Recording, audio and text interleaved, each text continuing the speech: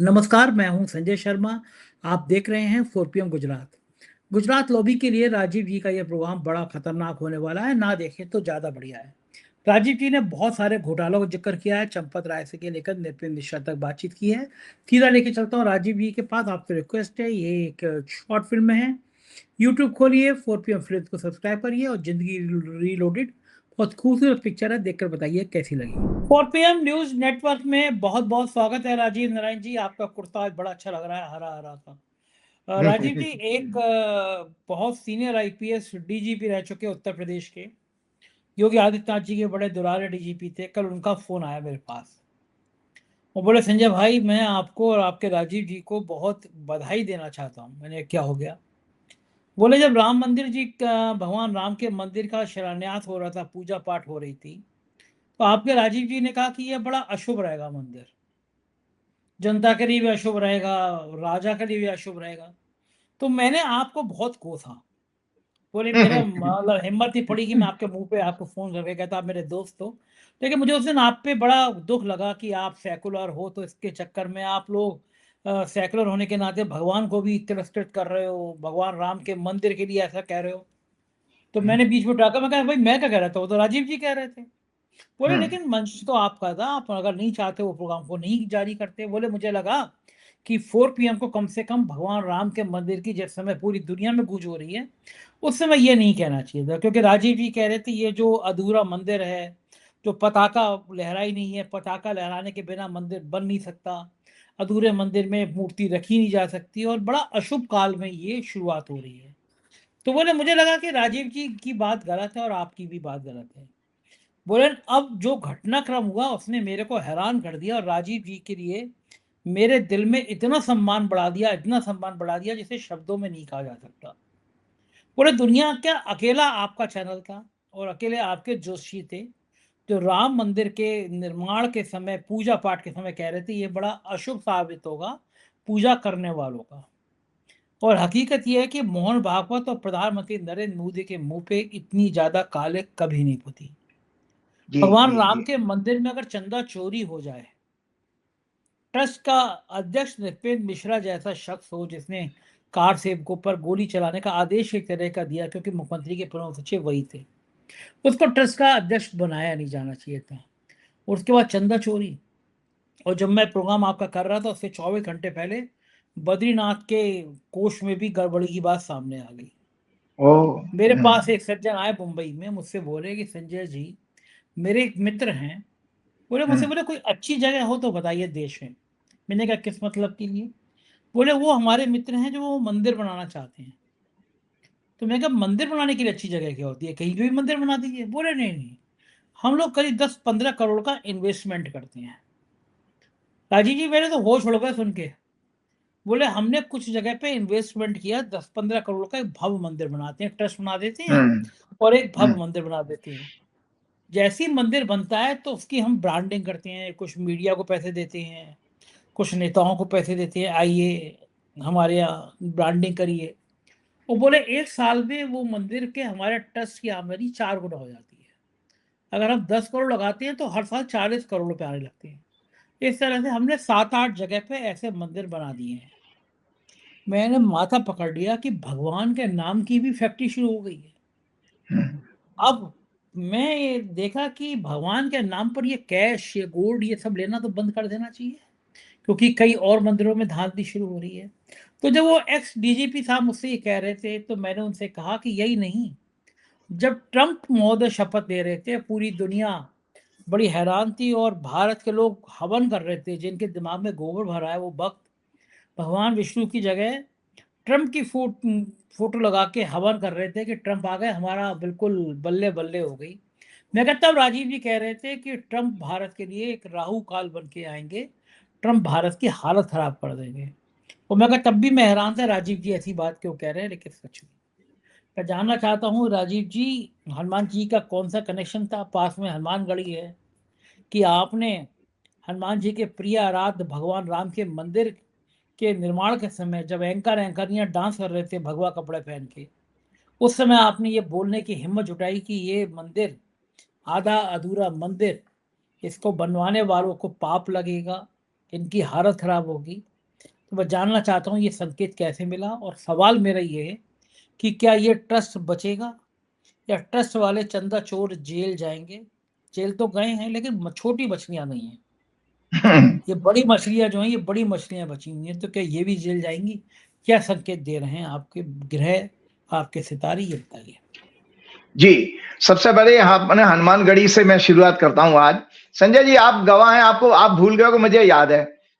आप पता है कि 2025 में शायद, या 2024 का आखिरी महीना होगा, मुझे ध्यान नहीं आ रहा, लेकिन आपने मेरे लिए टैक्सी का इंतजाम किया था लखनऊ से अयोध्या के लिए। उस समय पताका तो नहीं लगी थी, तो मैं हनुमान जी के दर्शन करने जाना चाहता था, क्योंकि मैं दर्शकों को बता देता हूँ, राम द्वारे तुम रखवारे, होत ना आज्ञा बिन पैसारे। बिना हनुमान जी के प्रसन्न किए राम समझ में भी नहीं आएंगे, ना मिलेंगे भी नहीं। तो इन्होंने तो, पाखंडियों ने यही तो अपराध किया कि हनुमान जी का अपराध मजाक उड़ाया। पहले तो योगी आदित्यनाथ ने दलित कह दिया, फिर दूसरी बार जो है हनुमान जी को आपने जो है पतंग में उड़ा दिया, और लगातार और आपके मोदी जी ने एक और कहा था, मोदी जी ने कहा था कि रामायण की कहानियां तो किससे कहानियां हैं। मतलब आपने सारे सनातन धर्म के वजूद को खत्म कर दिया, उसको काल्पनिक और किससे कहानियां कहा। वैसे कांग्रेस को कहेंगे कि कांग्रेस जो है राम सेतु को काल्पनिक कहती है, कभी कपिल सिब्बल जी ने बहस के दौरान कोर्ट में कहा होगा। लेकिन सवाल यह कि आपके नरेंद्र मोदी ने खुद रामायण को और महाभारत को, हमारे पुराण उपनिषदों को काल्पनिक कहानियां कहा। बच्चों के बीच में एक प्रोग्राम कर रहे थे, शायद इस साल का या लास्ट ईयर का। तो जब हनुमानगढ़ी के दर्शन करने में गया था, तो मुझे हनुमान जी के दर्शन करने थे, कि मुझे पता था कि अगर मैं देश का प्रधानमंत्री होता, दर्शकों आज मैं आपके साथ बहुत बड़ी बात कर रहा हूं, तो मैं जो हनुमानगढ़ी के दर्शन, मैंने जो हनुमान जी के कहा, अगर मैं देश का प्रधानमंत्री होता तो एक हफ्ते तक हनुमान जी के को प्रसन्न करता। बिना हनुमान जी के प्रसन्न किए राम जी नहीं आ सकते हैं, आज की डेट में भी बता देता हूँ। तो संजय जी, मेरे साथ मेरी वाइफ थी, क्योंकि टैक्सी में जब हम लखनऊ से गए थे, वापस रात को ही लौट के आए, तो कि एक यूपी के बहुत बड़े आईपीएस ऑफिसर, मेरे अच्छे जानने वाले भी हैं, मित्र भी हैं, और सब तरह से बहुत सहयोगी रहे। उन्होंने मेरा वो वीआईपी अरेंजमेंट कराया था कि आपका अयोध्या का एसएचओ पायलट कार, मतलब वो मेरे को आगे कार में चल रहा था, और ऐसे शान शौकत के साथ मैं दर्शन करने, लेकिन मैं राम जी के दर्शन नहीं किए थे। मैं थाने में बैठा रहा, दर्शकों, मैंने अयोध्या के एसएचओ के और थाने में बैठा रहा। वाइफ को मैंने दर्शन करने भेज दिया। मैंने कहा जिस मंदिर में, मैंने कहा जब जिस चीज को मैंने आपके प्राण प्रतिष्ठा के समय मैंने खुद आप लोगों को कहा कि जब तक धर्म की ध्वजा स्थापित नहीं होती, तब तक परमात्मा में ईश्वर का तत्व नहीं आता, जिसको कि देवत्व कहते हैं, आएगा ही नहीं, मूर्ति पत्थर की बनी रहेगी। तो वो बिना धर्म की ध्वजा पताका के केवल चुनाव जीतने के उद्देश्य से मोदी जी ने कर दिया। लेकिन इसलिए मेरा कर्तव्य था कि मैं जब तक ध्वजा नहीं होगी तब तक मैं नहीं जाऊंगा। तो मैं थाने में बैठा रहा, मेरी वाइफ दर्शन करके आई। तो ये तो बात वहां से शुरुआत की बात करी। तो दूसरी बात, एक और आपको शिलान्यास के चीज की दर्शकों को जानकारी और बताता हूँ कि उस समय तो गोदी मीडिया मुझे बुलाता था, 2020 की बात है, 21 से इन्होंने बुलाना बंद कर दिया। आपके एक संजय शर्मा जी, मैं नाम ले लेता हूँ, बड़े पत्रकार हैं आज तक में, वो मेरे घर में मेरा प्रोग्राम करने आए थे भाई साहब। और एक और उस समय ऐसी बल्ले बल्ले थी कि एक कमरे में एबीपी न्यूज के जो है जो पत्रकार आके बैठा हुआ था, क्योंकि उसमें भी मेरा प्रोग्राम करना था, और एक कमरे में आज तक के साथ में प्रोग्राम कर रहा था। तो संजय जी वो इसलिए क्योंकि अकेला ज्योतिषी था जिसने शिलान्यास के गलत मुहूर्त पर प्रोग्राम किया। देश में किसी की हिम्मत नहीं हुई है। और मैं कहीं किसी प्रोग्राम में सुन रहा था कि बनारस के जिन सज्जन बुजुर्ग महोदय ने जो मुहूर्त निकाले थे, वो बड़ी बड़ी बातें कर रहे थे कि मैं शास्त्रार्थ करने के लिए तैयार हूं। भैया वो अगर मेरे सामने होते तो मैं बताता कि क्या उसमें खामियां थी। उन्होंने गलत मुहूर्त निकाले थे दोनों। तो उसका परिणाम अब आपके जो डीजीपी साहब कह रहे थे वो सच है कि चूंकि मेरा विषय है और मैं विज्ञान का विद्यार्थी हूं, तो मेरी एक ईश्वर की कृपा से मैं आज आप लोगों के सामने ओपनली कहता हूं कि बहुत अच्छी मेरी कमांड है मुहूर्त निकालने की। मतलब मुहूर्त को काल कहा जाता है, तो काल गणना मेरे को बहुत अच्छा हनुमान जी की कृपा से कृपा पात्र है। तो संजय जी फिर क्या हुआ कि उसके बाद जब हमने कहना वो प्रोग्राम किया था और बाकी सारी चीजें आपके सामने, तो मैं अभी आपने जो ट्रस्ट की बात की, एक बहुत चौंकाने वाली बात आपको शेयर करने जा रहा हूं। एक बड़ी बड़ी अच्छी जानकारी आज लेकर के आऊं। आज का प्रोग्राम धमाकेदार होने वाला है। Chief election commissioner Gyanesh Kumar भी इसमें इन्वॉल्व हैं। कैसे इन्वॉल्व हैं इस चंदा चोरी कांड में, सुन लीजिए, ये आपके लिए चौंकाने वाली इंफॉर्मेशन और पूरी रिसर्च करके मैं लेकर के आया हूं। कैसे? ज्ञानेश कुमार गुप्ता 1988 के केरल कैडर के आईएएस अफसर हैं और 2018 से 2021 के बीच में गृह मंत्रालय में एडिशनल सेक्रेटरी थे, ये अतिरिक्त सचिव थे, एडिशनल सेक्रेटरी। और संजय जी, उन्होंने श्री राम जन्मभूमि निर्माण कार्य में महत्वपूर्ण भूमिका निभाई, ये स्पेशली भूमि परचेज करने में, क्योंकि ये वे ट्रस्ट के एक्टिव मेंबर रहे हैं 2018 से 21, मतलब 20 से लेके 21 के बीच में, और इन्होंने चंपत राय के अंडर में काम किया है संजय जी। ये और इन्होंने गृह मंत्रालय में रहते हुए अयोध्या मामले के लिए एक समर्पित डेस्क बनाई थी, उसका नेतृत्व यह ज्ञानेश कुमार कर रहे थे। तो अब आप सोच लीजिए कि इस अयोध्या के चंदा चोरी का जो के तार जो हैं वो कहां तक जुड़े हुए हैं, होम मिनिस्ट्री तक। दर्शकों, फिर रिपीट कर रहा हूं, एक हेल्पिंग डेस्क होम मिनिस्ट्री में बनाई गई थी, ट्रस्ट भी जो है होम मिनिस्ट्री ने बनाई है, और उस ट्रस्ट का क्या नाम है, उस डेस्क ने ही जो है क्या नाम है सारे मंदिर को फैसिलिटेट किया है। जमीनें खरीदने में पूरा ज्ञानेश कुमार गुप्ता का नाम है। मजे की बात देखिए, सारे के सारे बनिए हैं, हालांकि मैं सभी बनियों को लिए नहीं कह रहा हूं, लेकिन फिर भी ये दर्शक चिंतन करें, देशवासी। चंपत राय बंसल बनिया, ज्ञानेश कुमार गुप्ता बनिया, मोदी जी बनिया, अमित शाह जी बनिया, अदानी बनिया, अंबानी बनिया। ये भैया हो क्या रहा है भैया, सारा देश ही लूट ले रहे हो, मंदिर भी छोड़ने वाले नहीं हो आप लोग। तो ये अयोध्या मामले के लिए बनाई हुई उस जो डेस्क का नेतृत्व यही कर रहे थे, उसी का शायद इनाम उनको मिला होगा कि उनको जो है चीफ इलेक्शन कमिश्नर बनाया गया। और संजय जी, एक और चौंकाने वाली जानकारी आप दर्शकों को शेयर कर देता हूं। देश के पूर्व गृह सचिव शायद कोई लक्ष्मी जी का नाम आ रहा है, उन्होंने अभी आरोप लगाया कि उनकी मां ने 1 किलो सोने की रामायण रामलला को भेंट की थी और वो चंपत राय को दी गई थी। उस रामायण का भी अता पता नहीं है, उसकी भी कोई रसीद नहीं मिली है। 200 किलो चांदी के अलावा का किस्सा निकल करके आया है। अब आता हूं विषय पे, जो ट्रस्ट बनाई गई है संजय जी, पिछले प्रोग्राम में मैंने ये हॉरोस्कोप डिस्कस की थी, आपके यहाँ है, दिखाइएगा, अपने ऑफिस में बोलिएगा। इस ट्रस्ट को जो है, जो गजट नोटिफिकेशन हुआ था 5 फरवरी 2020 को, और 00 आवर 1 मिनट पर इसकी ट्रस्ट की फॉर्मेशन हुई। तुला लगन की जो है, मैं सब जो है उसमें डिटेल में नहीं जाऊंगा, लेकिन फिर से उसका फलादेश पढ़ देता हूं, आगे का भविष्य भी जो आपने प्रश्न आपका था संजय जी। मैंने इसमें जो वेरी इंपॉर्टेंट पोर्शन लिखा उसको जरूर हाईलाइट कराइएगा अपने ऑफिस में बोल करके। मैंने लिखा है कि इसमें D10 चार्ट, जो खासतौर से कर्म के लिए बनता है चार्ट, वर्किंग के लिए, 410 एक्सेस अत्यंत पीड़ित है, जिसमें 10वें भाव में राहु, 4th हाउस में सूर्य बुध मंगल केतु से पीड़ित हैं और अंगारक योग बना रहे हैं। इसीलिए इस ट्रस्ट में हमेशा चोरी और भ्रष्टाचार करने वाले लोग जुड़ेंगे, जो मंदिर की संपत्तियों को महमूद गजनी, औरंगजेब, बाबर, तैमूर की तरह दोनों हाथों से लूटेंगे। सूर्य दोनों हॉरोस्कोप में पीड़ित है, अतः सरकार ब्यूरोक्रेट्स भी उस चोरी की बहती गंगा में हाथ धोएंगे। मतलब इसमें सरकार भी इन्वॉल्व है, ब्यूरोक्रेट्स भी आपके इन्वॉल्व हैं, आपके नृपेंद्र मिश्रा भी नपने वाले हैं, आप याद रखिएगा। और साथ में मैंने ये भी कहा था कि इन दोनों हॉरोस्कोप में आपका D10 में और लग्न चार्ट में 9th हाउस 9th लॉर्ड दोनों पाप ग्रहों के प्रभाव में, अतः न्याय, नैतिकता, सदाचार इस संस्था की सदैव मृत अवस्था में रहेगी, डेड स्टेट में रहेगी, और ना ही इनका तीर्थ स्थान के कल्याण और आध्यात्मिक उन्नति में इन लोगों की कोई रुचि होगी। महाभ्रष्ट, करप्शन, विदेशों में पैसा यहां से ट्रांसफर करने के भी योग हैं, क्योंकि इनका 5वां घर भी पीड़ित है। 5वें घर से करप्शन देखा जाता है। दर्शकों हमेशा याद रखिएगा, करप्शन अगर आप किसी की कुंडली में देखना है, 5वां घर अगर उसका पीड़ा है, मतलब बुद्धि, उसकी मन और बुद्धि पीड़ित है, तो वो ऐसा आदमी करप्ट जरूर होगा। इस ट्रस्ट के कार्यकाल में दुखी होकर मूर्ति का देवत्व और नष्ट होता रहेगा। अतः ये ट्रस्ट सनातन धर्म, संस्कृति, भक्तों की आस्थाओं के प्रति एक कलंक साबित होगी। अब संजय जी, इसकी वर्तमान में दशा मंगल, शुक्र और शनि की चल रही है। ये ट्रस्ट की कुंडली मैंने शेयर कर दी आपको, तो मंगल, शुक्र, शनि की चल रही है। मंगल आपका इस हॉरोस्कोप में जो मैंने दिखाई है, 8वें घर में, 8वां घर मृत्यु का होता है, 8वां घर मृत्यु का होता है। और 8वां घर तुला लगन के लिए दर्शकों तो 7th हाउस से देखी जाती है इमेज, प्रतिष्ठा। तो इसीलिए मंगल के राशि बदलते हुए प्रतिष्ठा तो और धूमिल हो रही है इस ट्रस्ट की। साथ में शुक्र जो है 4 तारीख को संजय जी कल राशि बदल के सिंह राशि में प्रवेश कर चुका है।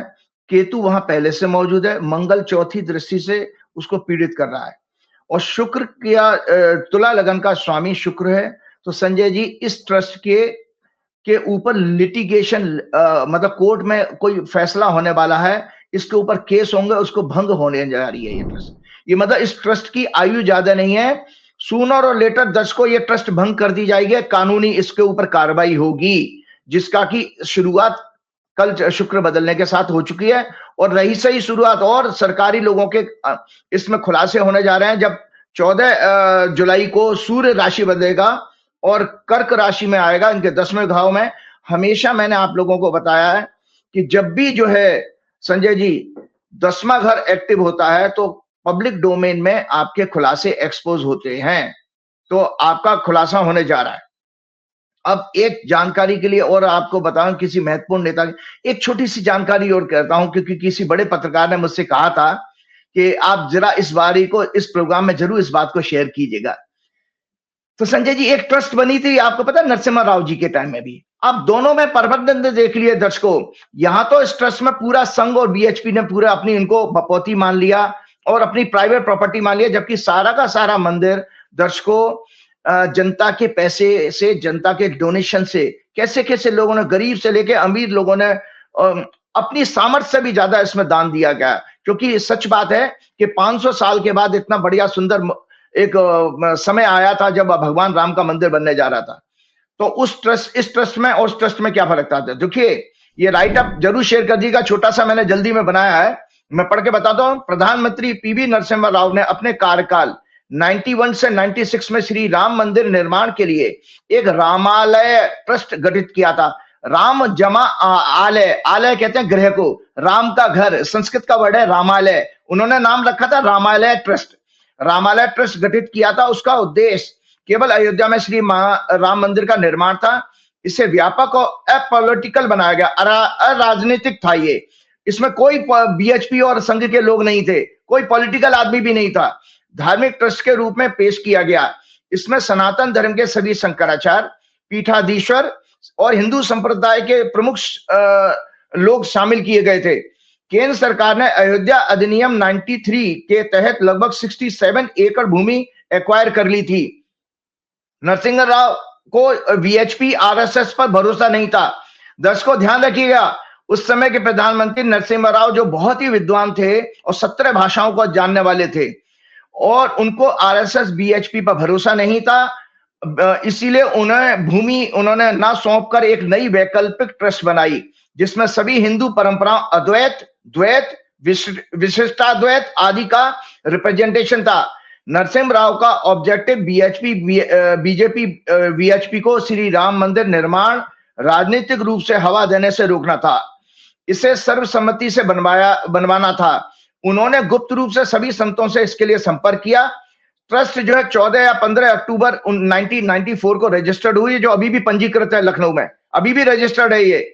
इसके अध्यक्ष सभी शंकराचार्यों में वरिष्ठतम स्वामी स्वरूपानंद सरस्वती ज्योतिष पीठ के और द्वारका पीठ के जो शंकराचार्य थे, और एकमात्र शंकराचार्य जी थे स्वरूपानंद जी, जो राम मंदिर निर्माण आंदोलन के लिए जेल गए थे। एकमात्र शंकराचार्य राम मंदिर निर्माण आंदोलन में जेल गए। प्रमुख ट्रस्टी इसके थे श्रृंगेरी शंकराचार्य, कामकोटी शंकराचार्य, जैन सरस्वती जी, रामनंदी संप्रदाय के प्रमुख जगत गुरु रामानंदाचार्य, स्वामी राम नरेश आचार्य फाउंडर ट्रस्टी थे।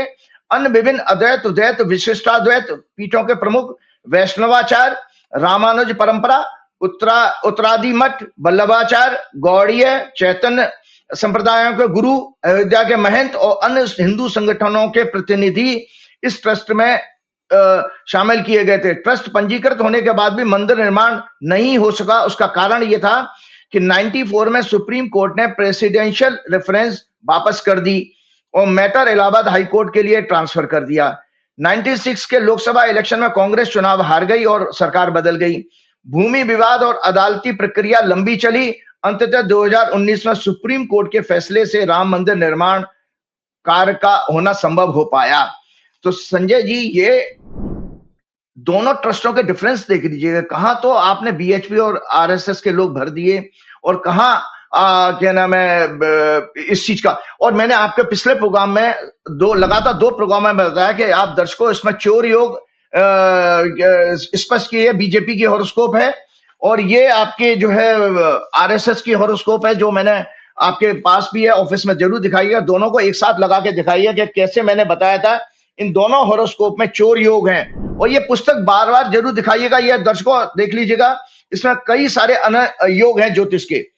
तो संजय जी, इस पुस्तक में आपके अनुसार मैंने जब चोर योग एक्सप्लेन किए तो आपको समझ में आएगा कि जो संस्था में आरएसएस और बीजेपी के लोग और विश्व हिंदू परिषद के लोग गए, वो बेसिकली चोरी करने के उद्देश्य से गए, क्योंकि उनकी हॉरोस्कोप में इसी तरह के योग है।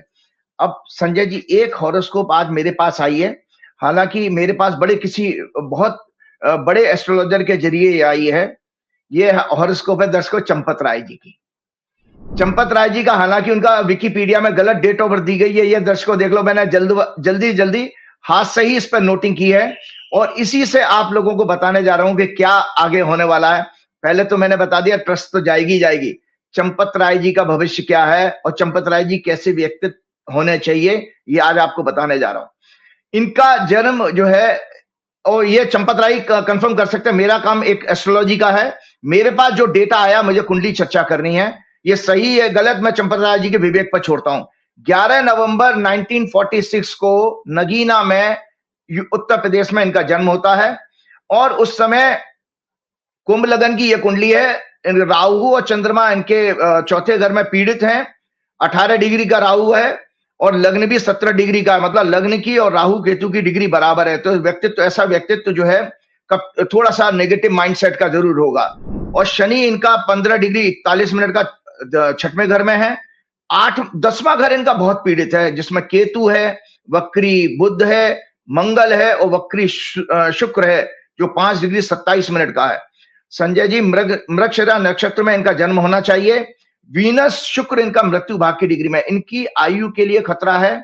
संजय जी, एक चौंकाने वाली बात और आज आप लोगों को बता देता हूं कि इवन इनकी जान के लिए भी खतरा है। इनको सुरक्षा प्रदान करनी चाहिए कि इनको किसी तरह से षड्यंत्र के तहत किसी तरह का, क्योंकि 80 साल के हो गए, 1946 का बर्थ है, हॉरोस्कोप में अच्छा योग नहीं है। अष्टमेश बुध जो है मंगल से पीड़ित हैं 10वें भाव में और इनकी इस समय दशा भी ये चल रही है। अब मैं आगे ज्योतिष की विवेचना कर देता हूं, जो बहुत अच्छी हॉरोस्कोप नहीं है इनकी।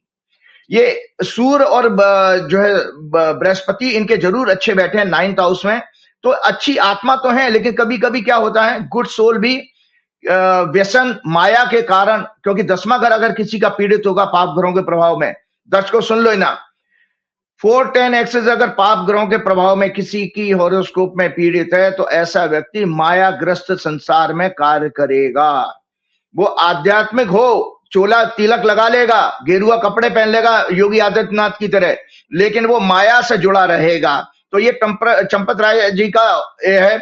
इनका जब जन्म हुआ था तो मंगल सूर्य और शनि की दशा थी। 5 फरवरी 2020 को जब ये ट्रस्ट के लिए महासचिव बनाए गए थे, तो उस समय बुध में बृहस्पति की दशा थी, जो 212 एक्सेस में बैठे हैं। वर्तमान दशा संजय जी इनकी बहुत खराब है। केतु राहु 31 मई 2026 से केतु में राहु और राहु की दशा शुरू हो चुकी है। राहु का ही अंतर्दशा है, राहु की प्रत्यंतर दशा है। और ये देखिए वो केतु राहु 410 एक्सेस एफ्लिक्ट हो गई। मंगल इनके जन्म के चंद्रमा से गोचर कर रहा है, टॉरस का 20 जून से आ गया। उससे पहले मंगल का 45 दिन, ये जब 3rd हाउस में मंगल रहा होगा तो उनके 10वें भाव में सारे जन्म के ग्रहों को देख रहा था। ज्योतिष के प्रेडिक्शन करने की कलाएं मैं आपको बता रहा हूं कि जन्म के सारे ग्रह केतु बुध मंगल शुक्र सारे गोचर के मंगल से पीड़ित हो रहे थे। आपके 20 जून से पहले वाले मंगल में भी और अभी भी हो रहे हैं। तो लिहाजा इनका सारा स्कैंडल जो ओपन हुआ वो इसी पीरियड में हुआ है, क्योंकि 4 जून के आसपास संजय जी, चंपत राय जी का जहां तक मैंने भी कहीं सुना, 4 जून के आसपास चंपत राय जी को सूचना मिली थी चोरी की, और उसके बाद सारी चीजें आपके साथ हैं। मेष के मंगल की 8वीं दृष्टि जन्म के मंगल पर अभी रही है, जो पिछले गोचर में 20 जून से ट्रांजिटिंग मार्स गोचर कर रहा है जन्म के राहु चंद्र पर, जिसे 12th लॉर्ड शनि भी देख रहा है गोचर का। इसीलिए, और कुंभ लगन के लिए शनि 12वें घर का लॉर्ड भी है, इसीलिए उनको रिजाइन करना पड़ा ट्रस्ट से। अब मैं आपको एक बता रहा हूं, देखिए मेरी हॉरोस्कोप से मैं चंपत राय जी से कभी मैं मिला नहीं और ना मेरा कोई संपर्क है, लेकिन मैं केवल और प्योर एक एस्ट्रोलॉजर होने के नाते विवेचना कर रहा हूं कुंडली की। तो ध्यान से सुनिएगा कुंडली की विवेचना। ऐसे घटिया आदमी को 500 वर्षों के संघर्ष के बाद बनने वाले प्रभु श्री राम मंदिर के निर्माण का कार्य सौंपा गया, जो अनैतिक सेक्स संबंधों का ग्रह योग लेकर जन्मा है। इनकी कुंडली में दर्शकों अनैतिक अननेचुरल सेक्स का भी योग है, क्योंकि इसमें कामोत्तेजना का कॉम्बिनेशन है। मंगल वक्री है और शुक्र भी वक्री है, साथ में बुध है। बुध युवाओं का प्रतीक माना जाता है। तो अननेचुरल सेक्स उसको कहते हैं, जैसे होमोसेक्सुअलिटी होती है, या एनिमल्स के साथ में भी बहुत से लोगों को उस तरह की सोच बन जाती है। तो इनका अननेचुरल सेक्स का इनकी हॉरोस्कोप में प्रोमिसेस हैं। He is religious, good soul, but very arrogant, egoist and restless, confuse mindset with lots of fantasies. इनके मन में भी तरह तरह की फैंटेसीज आनी चाहिए।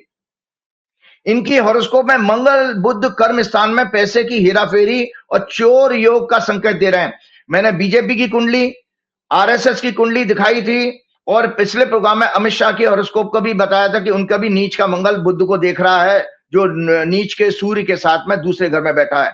तो ये कॉम्बिनेशन चोर योग, जो जातक तत्वों के हिसाब से मैंने आपको बताया, तो इनकी हॉरोस्कोप में मंगल बुध साथ है, तो चोर योग इनकी कुंडली में भी दिखाई दे रहा है। और इनके तो 10वें घर में ही बैठा है, और मंगल इनका जो है 3rd लॉर्ड है। इसीलिए दर्शकों इनके एसोसिएट्स भी चोर होने चाहिए। यही कारण है कि टिन्नू यादव है, कौन है जो इनका ड्राइवर था, इनके एसोसिएट चोरी में पकड़े गए, क्योंकि इनके एसोसिएट्स भी इसी तरह के लोग होंगे।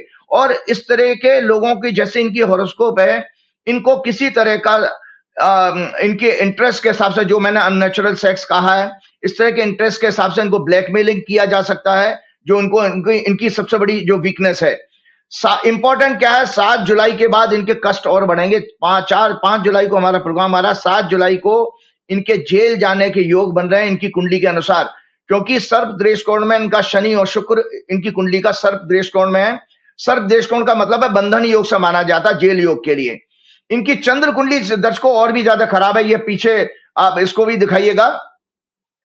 राहु चंद्रमा के नक्षत्र में, केतु बुध के नक्षत्र में। इनकी व्यभिचारी अननेचुरल सेक्स का योग है चंद्र कुंडली में भी। कपट योग भी है इनकी, क्योंकि बुध इसकी कुंडली में राहु केतु के बीच में आ रहा है। कपटी, दुराचारी, दुष्ट प्रकृति का कालनेमी राक्षस, जिसने जो स्वयं ऋषि का रूप धर के और श्री राम का भजन कर रहा था, और ये भी तिलक लगा के बैठे रहते हैं, राम मंदिर के हेड बने बैठे हैं। तो उस कालनेमी राक्षस ने हनुमान जी को ही भ्रमित कर दिया था। जब हनुमान जी ने सोचा राम भक्त अच्छा रास्ता बताएगा, उसने गलत रास्ता बताया जब वो संजीवन बूटी खोजने जा रहे थे। बाद में हनुमान जी तो हनुमान जी हैं, उन्होंने उसको पहचाना, उसकी हत्या कर दी। तो इनकी कुंडली में कालनेमी राक्षस का योग है, जिसने ऋषि का वेश रखकर प्रभु श्री राम जी को भ्रमित किया, प्रभु श्री हनुमान जी को भ्रमित किया। चंद्रमा 6 लॉर्ड है, रोग का घर है। मंगल 64 नवांशा लॉर्ड है, और शनि 22 दृष्टिकोण लॉर्ड है। ये दर्शकों हम बार बार ये वर्ड को यूज करते हैं बीमारी देखने के लिए। क्यूरेबल डिजीज जो है 6th हाउस से देखी जाती हैं, और 2 ग्रह और जरूर एनालाइज करने चाहिए, 64 नवांशा लॉर्ड और 22 दृष्टिकोण लॉर्ड। ये भी बीमारियां देते हैं, और सर्प दृष्टिकोण के ग्रह भी आपको बीमारियां देते हैं। और साथ में अगर 8वां घर एक्टिव होता है, तो 8वां घर अनक्यूरेबल क्रोनिक डिजीज का सिग्निफाई करता है। इनकी कुंडली में हैबिचुअल थीफ, क्लेप्टोमेनिया बीमारी, जो मैं पिछले प्रोग्राम में बता चुका हूं, ये persistent neurotic impulse to steal, एक न्यूरोलॉजिकल जो है डिसऑर्डर होता है क्लेप्टोमेनिया। उनकी हैबिचुअल थीफ, इसको साधारण भाषा में कह सकते हैं, इनकी कुंडली में योग है मंगल बुध के कारण। इनको compulsive sexual behaviour disorder CSBD, doctors medical के स्टूडेंट समझ सकते हैं। नाम की बीमारी के भी इनके योग हैं, जिसको साधारण भाषा में हाइपर सेक्सुअलिटी कहा जा सकता है। कंपल्सिव सेक्सुअल डिसऑर्डर मतलब एक डिजायर होती है जो इंसान, नारायण दत्त तिवारी के बारे में भी ऐसे कुछ कहा जाता था। तो और इसके लक्षण क्या होते हैं संजय जी? अर्जेस को बार बार इंटेंस सेक्सुअल थॉट्स आते हैं ऐसे लोगों को, या अर्ज पैदा होती है। अर्जेस को कंट्रोल करने की कोशिश करने के बावजूद भी ये लोग विफल हो जाते हैं। ये आज आपको हुआ क्या? ये आज आप कामशास्त्र की दुकान खोल के क्यों बैठ गए हैं? भाई ये देखिए, सेक्सोलॉजिस्ट की तरह आप आज पूरी कामशास्त्र की किताब पढ़ रहे हैं उनके बारे में। पता नहीं उनके बारे में नहीं, मैंने तो पहले कहा उनके बुढ़ापे में फजीयत करा रहे हैं उनकी आप, पता नहीं जन्मपति सही है नहीं है। नहीं वही मैंने आपको बताया, मेरे पास हॉरोस्कोप आई है, ये तो कंफर्म चंपतलाल जी करेंगे, लेकिन 11 नवंबर मुझे को विश्व सूत्रों ने कहा था, तो मैं तो इस कुंडली को पर चर्चा कर रहा हूँ। अच्छा, तो इस कुंडली में एक मुझे याद आया कि समलैंगिकता भी एक अलग विषय है। जैसे संघ के एक प्रचारक थे, मिनिस्टर थे, राघव जी, संघ के प्रचारक थे, मिनिस्टर थे। वो बाथरूम में अपने नौकर के संग पकड़े गए थे सेक्स करते हुए। अच्छा, बड़ी फजीयत हुई थी, तो वो बड़ा उनको रिजाइन करना पड़ा। वो बाथरूम में ही नौकर के संग ही कर रहे थे सेक्स। ये भी एक प्रॉब्लम है समलैंगिकता। ये भी डिसऑर्डर होता है ना, ये भी मैंने कहा ना, न्यूरोलॉजिकल, जैसे चोरी करने का एक माइंड में डिसऑर्डर होता है, न्यूरोलॉजिकल डिसऑर्डर होता है, ऐसे लोग उसको। लेकिन अब तो सरकार ने उसको वैध कर दिया, कोई अवैध नहीं है। मोदी सरकार ने उसको वैध किया कि समलैंगिकता अपराध नहीं है। आपको याद है ना, लास्ट ईयर 2025 में एक न्यूज आई थी, केरल के एक 27 साल के लड़के ने आत्महत्या की थी, जिसके फादर खुद आरएसएस के प्रचारक थे, और वो आरएसएस में ज्वाइन किया था उसने सुसाइड इसलिए की क्योंकि जब इनकी जो ओटीसी होती है, जाने कहां, तो वहां पर उसके साथ उसको कई अपने जब वो इनकी बैठकों में जाता था तो उसका शोषण हुआ था, सेक्सुअल शोषण। तो उसने कहा था आरएसएस बहुत गंदी संस्था है और इसमें यंग लड़कों को नहीं जाना चाहिए, उनका एक्सप्लॉयटेशन, सेक्सुअल एक्सप्लॉयटेशन होता है लड़कों का, ये कहा था। तो मैं इस बीमारी के लक्षण बता रहा था कि बार बार इंटेंस सेक्सुअल थॉट्स आते हैं इस बीमारी में, और अर्ज पैदा होती है, और अर्ज को कंट्रोल करने की कोशिश करने के बावजूद भी आदमी फेल हो जाता है सेक्स को। और एक्चुअली में इस तरह के जो बीमार लोग होते हैं, इस हाइपर सेक्सुअलिटी के लोग, सेक्स को स्ट्रेस, एंजाइटी, अकेलापन या डिप्रेशन से बचने के लिए इस्तेमाल करते हैं, उसको रेमेडी के रूप में मानते हैं। अकेलापन होता है, जैसे टेंशन हो जाए, एंजाइटी हो जाए, तो उनको लगता है सेक्स करने से आराम आ गया, तो इस तरह के लोग होते हैं। बाद में इनको गिल्ट और शेम या रिग्रेट भी उनको होता है। तो ये मैंने आज आपकी बात की। आज आपको एक और चीज बताने वाला हूं। अभी आपका पिछले 2 दिन पहले शुक्रवार को संजय जी, दत्तात्रेय होसबोले जी ने एक स्टेटमेंट दिया, पहली बार संघ ने बोला। आज उसमें मैं थोड़ा सा कमेंट करना चाहता हूं, टेक्निकल चीज है, और एक इन दत्तात्रेय होसबोले जी के लिए बता देता हूं, क्योंकि एक आवाज मैंने उनकी सुनी थी। एक मैं नाम नहीं लूंगा उन सज्जन का, वो लोकसभा का चुनाव लड़ चुके हैं, क्या नाम है, सोनिया गांधी के खिलाफ। तो उन्होंने मुझे एक बार बताया था, वो बीजेपी से टिकट मांग रहे थे, तो संघ के आदमियों को उन्होंने बीच में मीडिएशन के लिए यूज किया। तो दत्तात्रेय होसबोले को धमकी देते हुए वो कहते हैं, सज्जन, कि भाई साहब मैं आपके वो सारी चीजें बता दूंगा कि आपने एक गर्लफ्रेंड रखी हुई है और आपकी एक बेटी भी है, और वो, और मैं उधर से दूसरी आवाज आ रही थी, वो भगवान जाने दत्तात्रेय होसबोले की, अरे मैं मर जाऊंगा, तुम ऐसा मत करो, ये करो, वो करो। दुनिया के लिए दत्तात्रेय होसबोले अनमैरिड हैं, लेकिन वहां पर जो आवाज जैसे उन्होंने बताया था कि दत्तात्रेय होसबोले हैं और गिड़गिड़ा रहे थे, फर्जी खबर पता नहीं, मैं जाना, मैंने कई संघ के लोगों से पूछा, तो संघ के लोगों, कई संघ के प्रचारक मेरे से जुड़े हुए हैं, उन्होंने भी कहा था कि सुना तो उन लोगों ने भी है, संघ के प्रचारकों ने भी बताया था। अब ये बात चलिए, तो मैं आप दत्तात्रेय होसबोले जी के उस बयान पे आता हूं। अभी तो आपको एक जानकारी और है कि एक मीटिंग में आपके मोदी जी की तरह से मोहन भागवत भी भाग गए, जब उनसे पूछा चंदा चोरी के बारे में, तो वो उन्होंने जवाब नहीं दिया और राम राम कह के निकल लिए वो जल्दी से। तो ये है, ये राइट अप जरूर शेयर कीजिएगा। आरएसएस हिंदू धर्म पूरे समाज का ठेकेदार नहीं है। इन्होंने कहा था ना कि हिंदू धर्म भी रजिस्टर्ड नहीं है, जब क्या नाम है, कर्नाटक के मंत्री ने जब इनके ऊपर जो प्रश्न पूछे थे, तो भागवत जी के मुंह से निकला था हिंदू धर्म भी रजिस्टर्ड नहीं है। अरे हिंदू धर्म आरएसएस थोड़ी है कोई। सो आरएसएस हिंदू धर्म पूरे समाज का ठेकेदार नहीं है। महात्मा गांधी की हत्या के बाद आरएसएस का राम मंदिर में दान चोरी का सबसे बड़ा कलंक है। महात्मा गांधी की हत्या के बाद देशवासी आरएसएस का फिर से षड्यंत्र और पाखंड पहचाने। 3 जुलाई 2026 को संघ में दूसरे नंबर के सबसे बड़े पदाधिकारी दत्तात्रेय होसबोले ने देशवासियों को फिर से झूठ और भ्रामक ऑफिशियल स्टेट में बयान देकर गुमराह करने की कोशिश की। और ये तो अभी पता लगा कि वो टेलीप्रॉम्प्टर से पढ़ रहे थे। ये घटना के ठीक एक महीने बाद 4 जून 2026 को चंपत राय को पता लग गया था चोरी का, कि राम मंदिर में, उनका बयान था कि राम मंदिर में दान पात्र से चोरी दुर्भाग्यपूर्ण और घोर निंदनीय है। इससे पूरे समाज और करोड़ों राम भक्तों की भावनाओं व श्रद्धा को गहरा आघात पहुंचा है। हम सभी इससे बेहद दुखी और क्रोधित हैं। ये घड़ियाली आंसू थे उनके। वो कहते हैं जो भी दोषी पाया जाए उसे कड़ी से कड़ी सजा मिलनी चाहिए। उन्होंने मंदिर ट्रस्ट, जिस भ्रष्ट ट्रस्ट पर अब देशवासियों को कोई ट्रस्ट नहीं है, और प्रशासन से अपील की इस घटना को अपवाद मानकर मंदिर प्रबंधन, वित्तीय व्यवस्था और संचालन में सभी कर्मियों को गंभीरता से दूर करें ताकि भक्तों की आस्था अटूट बनी रहे। उन्होंने कहा, उन्होंने हिंदू समाज से अपील की इस मुश्किल घड़ी में धैर्य और संयम रखें। हिंदू विरोधी और राष्ट्र विरोधी ताकतें क्या कह रहे हैं जनाब, ये राम काल-नेमी राक्षस है ना, चोरी खुद करी और दूसरों को उपदेश दे रहे हैं कि हिंदू समाज से अपील की इस मुश्किल घड़ी में धैर्य और संयम रखें। जैसे काल-नेमी राक्षस राम जी का भजन कर रहा था। हिंदू विरोधी राष्ट्र विरोधी ताकतें ये कह रहे हैं, हिंदू विरोधी राष्ट्र विरोधी ताकतें। क्या इसमें सभी अयोध्यावासी, वहां के एडवोकेट्स, सभी संत महात्मा, शंकराचार्य और करोड़ों भगवान राम के देशभक्त आते हैं जो चंदा चोरी पर प्रश्न उठा रहे हैं? इस घटना का फायदा उठाकर हिंदू धर्म और समाज को बदनाम करने की साजिश रच रही हैं विदेशी ताकतें, ये कह रहे हैं राष्ट्र विरोधी ताकतें। इन्हें नाकाम करें। राम मंदिर में दान चोरी, अयोध्या में भूमि घोटाले, मंदिर निर्माण में 40% कमीशन आदि जघन्य अपराधों पर प्रश्न पूछना कब से हिंदू धर्म को बदनाम और कमजोर करना बन गया? इनसे कोई पूछे। देशवासी मुसोलिनी, इटली का तानाशाह, अमेरिका, इजराइल आदि विदेशी ताकतों से बने हिंदू विरोधी, समाज विरोधी, मानवता विरोधी, राष्ट्र विरोधी, संविधान विरोधी, प्रजातंत्र विरोधी, महिलाओं, छात्र, किसानों, आदिवासियों, गरीब, मजदूर विरोधी आदि शंकराचार्य द्वारा स्थापित सनातन धर्म, वेद, पुराण, गीता, उपनिषद विरोधी संगठन कौन से आरएसएस, बीएचपी, बीजेपी के इस सच को जाने। नंबर 1, राम मंदिर तीर्थ ट्रस्ट सुप्रीम कोर्ट के आदेश पर नरेंद्र मोदी ने 5 फरवरी 2020 को बनाया, जिसमें केवल आरएसएस, बीएचपी के लोगों को सारी जिम्मेदारियां दी गई। अयोध्यावासी, संत समाज, बुद्धिजीवी, शंकराचार्य, चारों शंकराचार्य और अन्य विद्वानों को इससे दूर रखा गया। प्रदेश में आरएसएस की आइडियोलॉजी की बीजेपी की सरकारें हैं, मतलब उत्तर प्रदेश में भी है और भारत में भी है, जिसमें गोरखनाथ पीठ का एक संत मुख्यमंत्री है जो पूरे देश के एडमिनिस्ट्रेशन का हेड है। ट्रस्ट का चेयरमैन बीजेपी मोदी समर्थक नृपेंद्र मिश्रा, ट्रस्ट के संपूर्ण संचालन का कर्ता धर्ता चंपत राय बंसल आरएसएस का पूर्व प्रचारक, वर्तमान में वीएचपी के इंटरनेशनल वाइस प्रेसिडेंट हैं।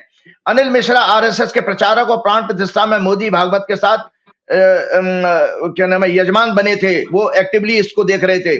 आचार्य विवादास्पद गोविंद गिरी, मोदी को प्राण प्रतिष्ठा के बाद चम्मच से पंचामृत पिलाने वाले, आरएसएस के पूर्व प्रचारक और कोषाध्यक्ष हैं इस ट्रस्ट के। मंदिर और ट्रस्ट में 200 से ज्यादा सभी वर्कर्स आरएसएस बीएचपी बैकग्राउंड के हैं। बिहार बीजेपी नेता की एक सिक्योरिटी एजेंसी के 400 से ज्यादा प्राइवेट गार्ड्स जो कि मंदिर की सुरक्षा देखते हैं और चंपत राय को डायरेक्टली रिपोर्ट करते हैं, जिनकी निगरानी में दान पात्रों से धन, जेवरात, सोना चांदी निकाला जाता था, उसकी काउंटिंग होती थी। इतना ही नहीं, एसबीआई द्वारा भेजे गए काउंटिंग एजेंट्स भी एक फर्म द्वारा आउटसोर्सिंग करके चंपत राय की रिकमेंडेशन पर रखे गए। देशवासियों को आश्चर्य होगा कि राम मंदिर ट्रस्ट और मंदिर की व्यवस्था में लोगों को पैसे लेकर नौकरियां दी जाती थी, ऐसे आरोप भी लग रहे हैं। 1989 से लेकर आज तक राम जन्मभूमि आंदोलन, निर्माण और अब संचालन व्यवस्था में तो पूरी तरह से आरएसएस, वीएचपी, बीजेपी का ही महत्वपूर्ण रोल है। किसी बाहरी व्यक्ति संस्था का नहीं है, तो कौन सी राष्ट्र विरोधी ताकतें आ गई? पूरे देश में इन सभी अधर्मी काल-नेमी राक्षसों के वंशज श्री हनुमान जी का निरंतर अपमान करने वाले लोगों को पूर्ण रूप से एकमात्र मंदिर अयोध्या में राम मंदिर का संचालन दिया गया, और इन लोगों ने सिर्फ 2 वर्षों में, ठीक 2 वर्षों में, कुछ महीने में ही 2 वर्ष और कुछ महीनों में खेला करना शुरू कर दिया। 22 जनवरी 2024 को प्राण प्रतिष्ठा होती है और 7 जून 2026 को ये सारे खुलासे हो रहे हैं। महमूद गजनी ने तो 24 से 25 वर्षों तक केवल 17 बार हिंदू मंदिरों को नष्ट किया, उन्हें लूटा, लेकिन चंपत राय, मोदी, योगी, आरएसएस, बीएचपी के गैंग ने सिर्फ 43 डेज में 70 टाइम्स से ज्यादा, 70 बार से ज्यादा चोरी की श्री राम मंदिर में, और उनका धंधा तो 5 फरवरी 2020 को भूमि पूजन के बाद ही जमीनों के घोटाले से शुरू हो गया था। उससे पहले भी 1992 से इस आंदोलन को लगातार राम भक्तों द्वारा दिए जा रहे दान का कोई हिसाब किताब आज तक इन्होंने सार्वजनिक नहीं किया है। इसलिए देशवासी स्वयं चिंतन करें, क्या आरएसएस हिंदू विरोधी, सनातन धर्म विरोधी, राष्ट्र विरोधी, मानवता विरोधी, प्रजातंत्र विरोधी, न्याय विरोधी, संविधान विरोधी संस्था नहीं है? ये पूरी तरह अमेरिका, इजराइल, यहूदियों के दबाव में देश को गुलाम बना रहे हैं, क्योंकि इनको डर है कि अमेरिका की संसद में लास्ट ईयर जो रिपोर्ट इनको बैन करने की, इनके अकाउंट्स को फ्रीज करने की पास ना हो जाए, जो इनकी 100 ईयर पुरानी संस्था की मृत्यु तक करा सकती है, डेथ करा सकती है। इसलिए इन्होंने एक अमेरिकन लॉबिंग फर्म को, वहां के सीनेट मेंबर्स को इन्फ्लुएंस करने के लिए $3,30,000 अमेरिकन डॉलर का एक इंटरमीडिएटरी फर्म के द्वारा पेमेंट कराया, जो ऑन रिकॉर्ड है, क्योंकि यूएस में लॉबिंग एक लीगल प्रोफेशन है। अब देशवासी चिंतन करें कि जो बार बार ये लोग कहते थे, इनके नकली संत महात्मा कहते हैं सनातन धर्म खतरे में है। हाँ, मैं आज महसूस करता हूं, और आज आपको हनुमान जी के भक्त होने के नाते हनुमान जी की पूरी भक्ति का आधार बना के कहता हूं कि वास्तव में सनातन धर्म खतरे में है, जब तक आरएसएस, बीजेपी और वीएचपी का कंट्रोल देश में रहेगा मंदिरों पर, या इनको आप अगर समर्थन देते रहेंगे, तब तक सनातन धर्म खतरे में रहेगा। क्यों? तो अब मैं आपको एक चीज बताता हूं कि सबसे बड़ी बात है, इस चोरी को मैं जब देख रहा था तो संजय जी, एक जो शुक्र की दशा का मैं और जल्दी से बता देता हूं। कल जो शुक्र चेंज हुआ है, ये भाजपा और संघ के लिए क्या नुकसान करने वाला है, ये हॉरोस्कोप है। शुक्र 4 जुलाई 2026 को सायंकाल 7:14 पर राशि परिवर्तन करके सिंह राशि में प्रवेश करेगा। उस समय ब्रह्मांड में धनु लग्न उदय हो रहा है। चंद्रमा शतभिषा नक्षत्र राहु के नक्षत्र में है। राहु जुपिटर दशा 6-8 एक्सिस की है। डेमोक्रेसी, न्याय, संविधान, दया, करुणा, मोरालिटी, मंदिर, तीर्थ का भाव 9th हाउस पाप ग्रहों के प्रभाव में है, क्योंकि इस कुंडली में, धनु लग्न की कुंडली में चंद्रमा राहु के साथ 3रे घर में, शनि 4थे घर में, मंगल 6वें घर में, सूर्य 7वें भाव में, जुपिटर मरकरी 8वें भाव में, वीनस और केतु पीड़ित होंगे 9th हाउस में। तो इसलिए ये 9वां घर पीड़ित है। कुंडली का 8th लॉर्ड मून पाप ग्रहों के प्रभाव में है। 5th लॉर्ड मंगल शनि से पीड़ित है। ये मंगल भारत की कुंडली के लग्नेश 6th लॉर्ड शुक्र को भी पीड़ित कर रहा है।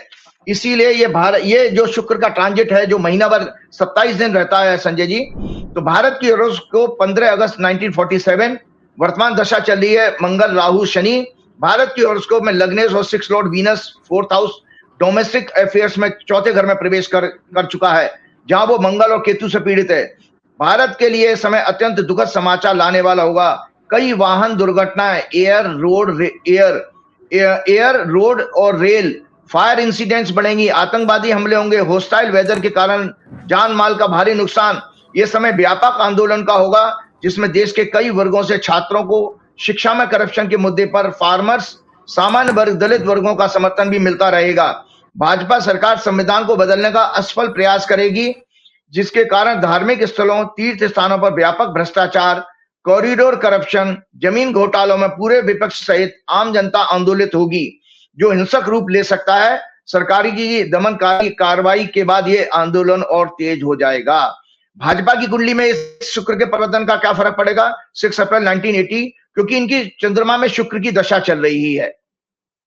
तो शुक्र का राशि परिवर्तन और पाप ग्रहों के प्रभाव में आना आरएसएस और बीजेपी के लिए बहुत बहुत अशुभ है, क्योंकि इनकी शुक्र की दशा चले। हमेशा याद रखिए, ज्योतिष का सिद्धांत है, अगर ग्रह पाप ग्रहों के प्रभाव में है तो उसमें अगर और आपकी दशा चल रही है, आपकी जन्म कुंडली में भी वो पीड़ित है, क्योंकि बीजेपी की कुंडली में शनि से पीड़ित है और आरएसएस की कुंडली में भी शुक्र शनि से पीड़ित है 12वें भाव में, तो ये दोनों को ज्यादा इफेक्ट करेगी। तो भाजपा की हॉरोस्कोप में शुक्र का राशि परिवर्तन 3rd हाउस में होगा, जो जन्म के बकरी बृहस्पति, बकरी शनि, बकरी मंगल, राहु से गोचर करेगा। साथ ही इन सभी को ट्रांजिटिंग मार्स 4th एस्पेक्ट से पीड़ित करेगा। केतु ट्रांजिटिंग से ये पहले से ही पीड़ित हो रहे हैं। भाजपा की हॉरोस्कोप में ये शुक्र 12th लॉर्ड और 5th लॉर्ड है, और इनकी दशा भी चल रही है। चंद्र कुंडली में भी ये 12th लॉर्ड और 7th लॉर्ड है। अतः भाजपा के महिलाओं के शोषण, अत्याचार, सेक्स स्कैंडल, विदेशों में ड्रग्स, व्यापार, क्रिकेट और अन्य स्पोर्ट्स में बैटिंग के स्कैंडल्स एक्सपोज होंगे। धार्मिक स्थलों पर डोनेशन चोरी, अन्य कॉमर्शियल इंटरेस्ट के स्कैंडल्स भी एक्सपोज होंगे भाजपा के। संविधान के साथ मेलाफाइड छेड़छाड़ विफल होगी और इनके मंत्रियों मुख्यमंत्रियों के रेजिग्नेशन के योग बन रहे हैं। एंटायर गवर्नमेंट के लिए सत्ता जाने का आधार बनेगा इस शुक्र की दशा में।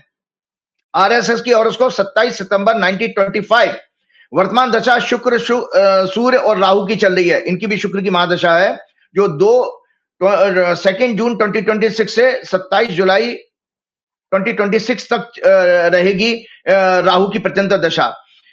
वर्तमान की महादशा शुक्र की अंतर्दशा शनि सन की चल रही है। वृश्चिक लग्न की इनकी इसकी हॉरोस्कोप में वीनस इनके 12वें भाव में शनि के साथ अनेक अनैतिक प्रकार के भोग, एंजॉयमेंट, लग्जरीज के विलासता और विमेन रिलेटेड मैटर्स के एंजॉयमेंट का वैश्यागमन आदि का योग बना रहे हैं।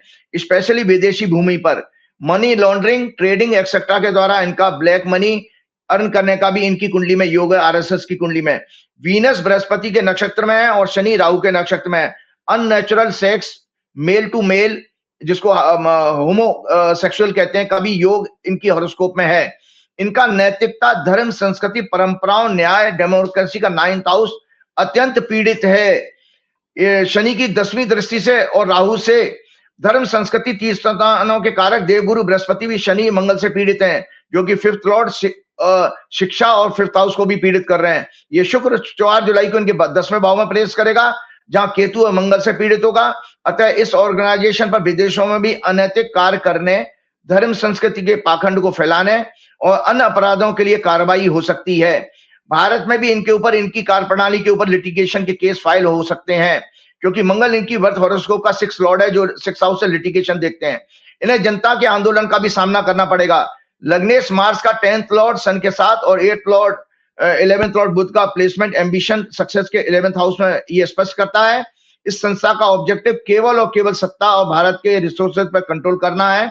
नैतिकता, सदाचार, धर्म, संस्कृति, राष्ट्रवाद, राष्ट्रभक्ति, जनसेवा, समाज कल्याण, शिक्षा में सुधार आदि सब इनके लिए पाखंड है, जिससे देशवासियों और विदेशों में अन्य लोगों को भ्रमित किया जा सके।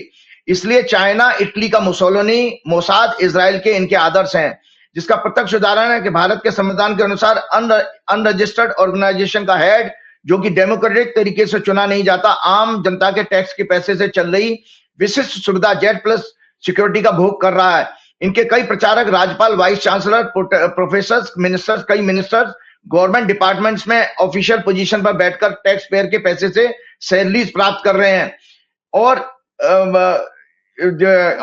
सबसे बड़ी बात है कि एक और चीज है कि अब आगे एक प्रश्न में लेता हूं, जो मैंने आपको मंगल की दशा का भी बताया था। मैं ये मंगल का कुंडली दशा का छोड़ देता हूं कि ये मंगल जो है भारत के लग्न में है और 4थे घर को पीड़ित कर रहा है, तो इसलिए बड़े आंदोलन की तैयारी तो हो रही है और इसमें आउट ऑफ कंट्रोल सिचुएशन हो जाएंगी।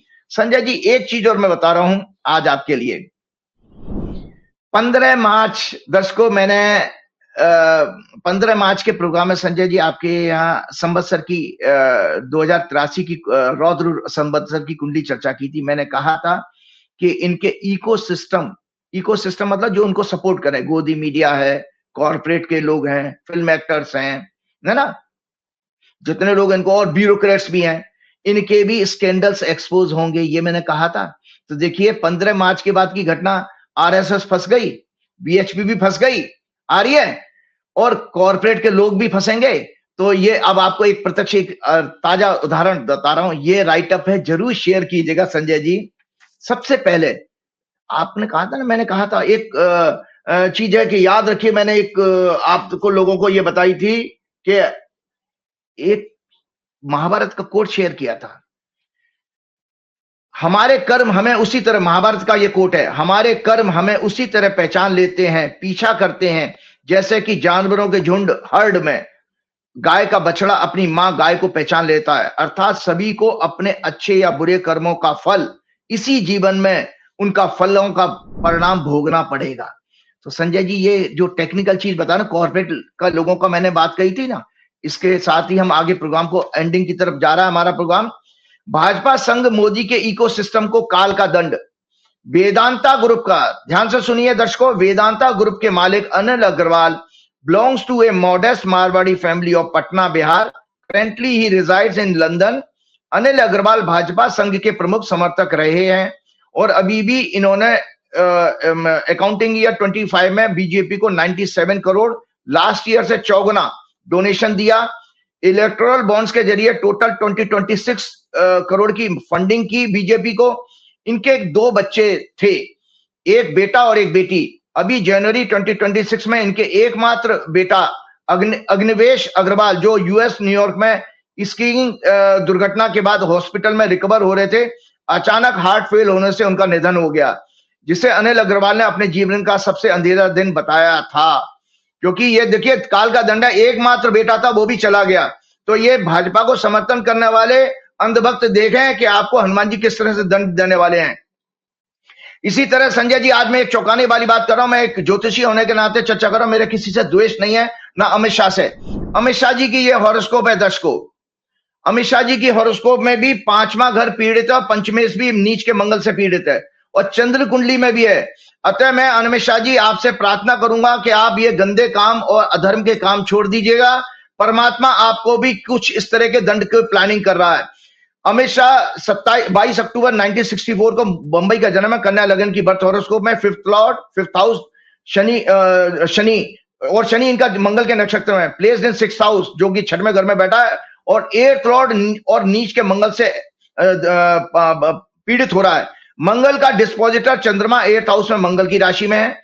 शनि की 3rd एस्पेक्ट से पीड़ित हो रहा है। मंगल बुध के नक्षत्र में और बुध राहु के नक्षत्र में। नीच के सूर्य मंगल के नक्षत्र के साथ 2nd हाउस में, जिन्हें नीच का मंगल पीड़ित कर रहा है। मून चार्ट में भी मेष लगन बनता है। Moon chart 5th Lord 5th house पीड़ित है। 2nd लॉर्ड 7th लॉर्ड शुक्र भी पाप ग्रहों के प्रभाव में। जुपिटर इनका 22nd दृष्टिकोण लॉर्ड है, और मंगल 64 नवांशा लॉर्ड है। वर्तमान इनकी बृहस्पति में बुध की दशा शुरू हो चुकी है, जो 6-8 एक्सेस में है हॉरोस्कोप में। 28 अप्रैल 2026 से 3 अगस्त 2028 तक रहेगी।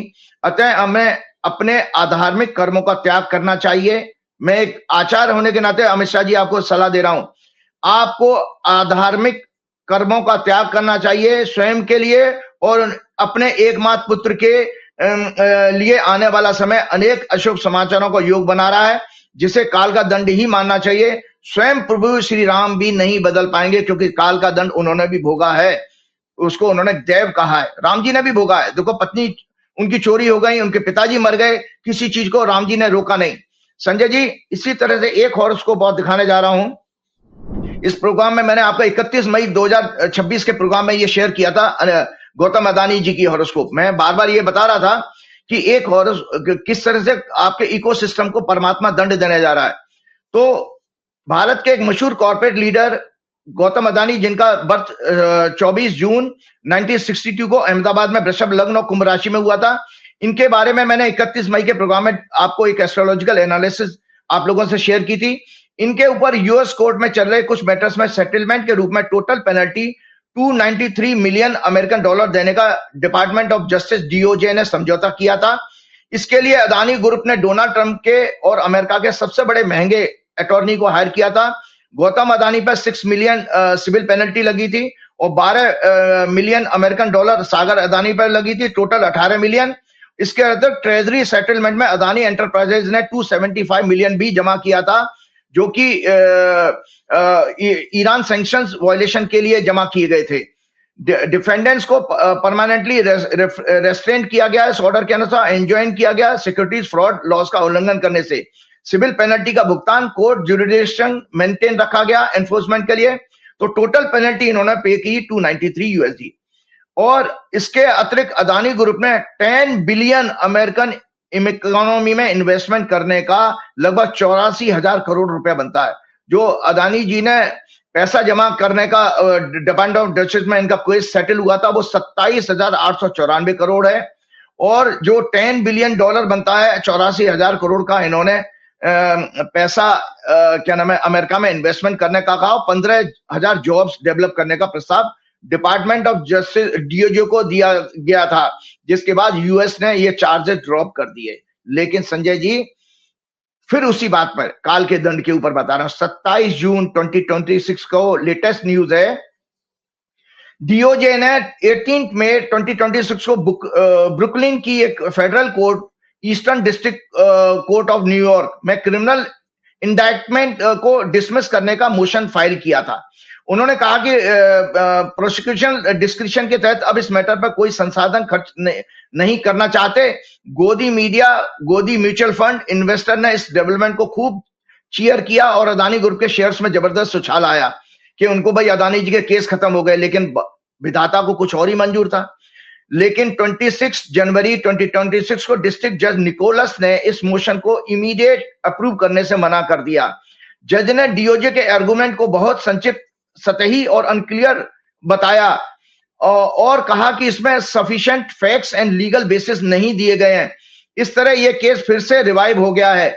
जज ने डिपार्टमेंट ऑफ जस्टिस को 13 जुलाई की डेट दी है और उनको डिटेल इसका रिप्लाई रिटन क्लैरिफिकेशन देने का आदेश दिया है। वर्तमान में गौतम अदानी की दशा चल रही है शुक्र में, बृहस्पति में शुक्र 30 नवंबर 2026 तक रहेगी। चंद्र कुंडली में वीनस, राहु, शनि, केतु और मंगल से पीड़ित हैं और 6 और 12 की एक्सिस में अत्यंत अशुभ योग बना रहे हैं। वीनस इनकी कुंडली में जो है, याद रहे वीनस इनकी बर्थ हॉरोस्कोप का 6 लॉर्ड लिटिगेशन का लॉर्ड भी है और 6 लॉर्ड 6 हाउस पर 12th लॉर्ड मंगल की दृष्टि है और शनि की 10वीं एस्पेक्ट भी है। अतः वीनस की महादशा इनको, संजय जी ध्यान से सुनिए, वीनस की महादशा इनको आर्थिक और हेल्थ ग्राउंड पर भारी कष्ट देने वाली साबित होगी। वीनस 4 जुलाई को, जो कल बदला है राशि में, 4थे घर में इनके प्रवेश कर चुका। टॉरस लग्न की कुंडली है और मंगल, और इनकी हॉरोस्कोप दिखाइएगा जरूर। इनकी हॉरोस्कोप है ये वाली, गौतम अदानी जी की ये हॉरोस्कोप है। इसमें वीनस इनके 4थे घर में प्रवेश कर रहा है और मंगल केतु के अंगारक योग से पीड़ित हो रहा है। 13 जुलाई को अमावस्या पड़ रही है, तो इनकी शनि की 7.5 की आखिरी ढैया चल रही है। कोर्ट से इनको निराशा हाथ लगने वाली है 13 जुलाई को, मतलब इनको डिसअपॉइंटमेंट होगी कोर्ट ने। और साथ ही आने वाला फ्यूचर गौतम अदानी के लिए अच्छा नहीं है। इनके भी हालात अनिल अंबानी की तरह बनेंगे। अनिल अंबानी के पास 45,000 करोड़ का कर्जा था। इनके हालात भी अनिल अंबानी जैसे, इनकी कुंडली में योग है, अनिल अंबानी जैसा बैंकरप्ट हो गए। और आपको दर्शकों प्रोग्राम समाप्त करने से बता देता हूं, पहले गौतम अदानी पर टोटल कर्जा सितंबर 2025 के अंत तक 3,36,000 करोड़ का कर्जा, 3,36,000 करोड़ का कर्जा, जिसमें डोमेस्टिक बैंक्स का लगभग 50% है और इसमें सरकारी बैंक का 18% है और ग्लोबल बैंक का 23%, ग्लोबल कैपिटल मार्केट्स का 18% और हमारे भारतीय शेयर मार्केट का 6% है और बाकी अदर्स में 3% है। चलते चलते मैं आपको ये बता देता हूं, तो ये तो काल के दंड की बात मैंने कही। अब एक मन को शांति वाली बात आपके लिए भी है, हमारे लिए भी है, सारी देशवासियों के लिए। मैंने एक योग की बात करी थी, तो 4 स्टेज बता करके एक आध्यात्मिक टॉपिक के साथ प्रोग्राम समाप्त करता हूं। संजय जी, हम लोग जो अभी आपस में बात कर रहे हैं, इसको एवेकनिंग स्टेट कहते हैं, जागृत अवस्था। तो इस जागृत अवस्था में दर्शकों हमारा जो ब्रेन है वो कितनी फ्रीक्वेंसी पे काम करता है उसको हमें जानना चाहिए। ये क्या नाम है, मेटाफिजिक्स का सब्जेक्ट है। तो ये जागृत अवस्था मेटाफिजिक्स में कहा गया बीटा वेव्स होती हैं। इसमें हमारा ब्रेन 12 से 30 हर्ट्ज, 12 to 30 हर्ट्ज के बीच फ्रीक्वेंसी पर वर्क करता है। इस अवस्था में क्या होता है, ये राइट अप टेक्निकल जरूर शेयर कीजिएगा और आप लोगों को समझ में भी आ जाएगा कि मेडिटेशन के पीछे की साइंस क्या है। मेडिटेशन की साइंस समझिए। इसमें बीटा वेव्स में हमारा ब्रेन 12 to 30 हर्ट्ज फ्रीक्वेंसी पर वर्क करता है। इस अवस्था में active thinking, alertness, concentration, outside world पर फोकस, स्ट्रेस और वरीज सभी वर्क करते हैं। नंबर 2 आती है ड्रीम स्टेट, स्वप्न अवस्था। एल्फा और थीटा स्टेट ड्रीम स्टेट में कही जाती हैं, जिसमें एल्फा वेव्स जो होती हैं 8 हर्ट्ज से लेकर 12 हर्ट्ज, जो 12 हर्ट्ज को आप अगर 8 हर्ट्ज पे लेके आते हैं तो उसमें रिलैक्स अलर्टनेस है, आप थोड़ा रिलैक्स होना शुरू हो जाते हैं। It occurs when we close our eyes and relax. It is associated with light meditation, creativity and intuition. आपका इंट्यूशन और क्रिएटिविटी तब होती है जब आप थोड़ा सा अपने माइंड के स्ट्रेस को कम करते हैं और आंख बंद करके ध्यान लगाने का प्रयास करते हैं। ध्यान लगेगा नहीं लगेगा वो भी आपके हाथ में नहीं है, वो थोड़े समय के बाद आएगा, प्रैक्टिस के बाद। It acts as a bridge between the conscious and subconscious mind. योग, प्राणायाम, मेडिटेशन कल्टीवेट दिस स्टेट। और थीटा वेव जो होती है वो डीप मेडिटेशन है, डीप रिलैक्सेशन जिसमें कहा जाए। जब आपकी ब्रेन की फ्रीक्वेंसी 4 हर्ट्ज तक आ जाती है, 8 से 4 पर नीचे लोअर होती है, deep relaxation and meditation, it access to the subconscious intuition, visualization and states similar to hypnosis. Deep meditation and spiritual awareness are strong here. आपका डीप मेडिटेशन में आपका इंट्यूशन बहुत पावरफुल हो जाती है और आप अपने सबकॉन्शियस माइंड को आप सर्च करना शुरू कर देते हो, और एआई भी इसी प्रिंसिपल पर काम करता है। और चौथी अवस्था होती है डीप स्टेट, सुसुप्ति अवस्था, जो बिल्कुल गहरी नींद जिसको कहा जाता है, जिसमें आपकी डेल्टा वेव्स होती हैं 0.5 to 4 hertz. Deep sleep experience meditators and yogis can access it in a waking state for healing and transcendence. तो ये जो है मतलब अपने आप को रियलाइज करना, वो 0.5 से 4 हर्ट्ज के बीच में आते हैं। और आखिरी तुरीय अवस्था, मेडिकल साइंस इस अवस्था को जानती नहीं है, जिसमें फ्रीक्वेंसी ब्रेन की लेस देन 0.5 हर्ट्ज होती हैं, जिसको प्योर कॉन्शियसनेस होते हैं, जहां आप अपने स्वरूप को पहचानते हो। मेडिटेशन एंड समाधि स्टेट कहा गया है। काम and integrate brain waves and enables the experience of this state। इसके साथ चलते चलते फिर मैं हनुमान जी से प्रार्थना करूंगा, हे प्रभु, इन राक्षसी लोगों से, इन सनातन धर्म को नष्ट करने वाले इन संघ और बीएचपी और उन अंधभक्तों से इस देश की रक्षा करें, क्योंकि ये देश 700 साल गुलाम रहा है संजय जी, 700 साल। और अगले प्रोग्राम में मैं जो कॉकरोच पार्टी का टॉपिक मेरे से छूट गया, मैं बात करना चाहता था कि ये देखिए, मैं अकेला ज्योतिषी हूं संजय जी। 14 सितंबर का प्रोग्राम मैंने कहा था कि 6 सितंबर में मंगल की दशा जो शुरू हुई है, इसमें छात्र आंदोलन होगा, और आंदोलन की सफलता देखिए संख्या से नहीं देखी जाती है, कंटिन्यूटी देखिए। 15 दिन से ज्यादा उस आंदोलन को हो चुके हैं, और उसमें कई सारे लोग, बच्चे भी उसमें हंगर स्ट्राइक कर रहे हैं। उसमें मैं डिटेल चर्चा अगले प्रोग्राम में करूंगा। तो हनुमान जी से उन बच्चों को, उन जो जैन जी बच्चों की स्वास्थ्य की अच्छी कामना करते हुए मैं हनुमान जी से प्रार्थना करूंगा, उन सब पे आशीर्वाद बना के रखें। श्री गुरु चरण सरोज रज निज मन मुकुर सुधार, वर्ण रघुवर विमल जसु जो दायक फल चार। बुद्धिहीन तनु जान के सुमरो पवन कुमार, बल बुद्धि विद्या देहु मोह हरऊ कलेश विकार। जय श्री राम। ये तो राजीव नारायण जी और शानदार भविष्यवाणी करते हैं। इनकी भविष्यवाणी बड़ी तूफान मचाती है।